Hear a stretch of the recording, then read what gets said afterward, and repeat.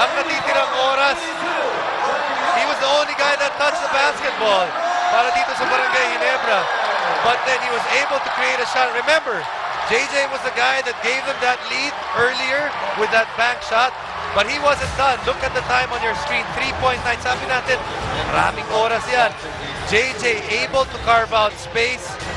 Going to the right side. Just a small screen here. Actually, si Pasikas na nakabantay sa kanya. Pinomba pa. Pasok pa rin para kay JJ. When you have a 6'11 guy in front of you, you really have to be creative with your shot. At yun mismo, ang ginawa nito si JJ Helterbrand with one hell of a winner dito po sa panalo ng Barangay Ginebra.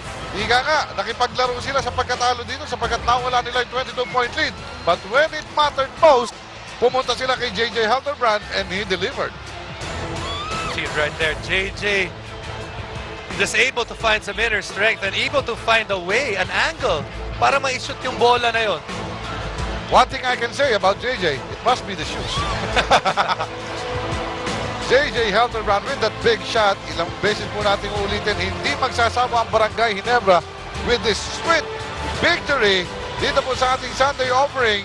A win of Barangay Ginebra in their first game dito sa Commissioner's Cup over Petron Place Boosters. At ito, they're still celebrating with their hero, JJ Helterbrand. Hindi matatapos ang selebrasyon ng barangay. Wala pang umaalis dito sa Smart Araneta Coliseum.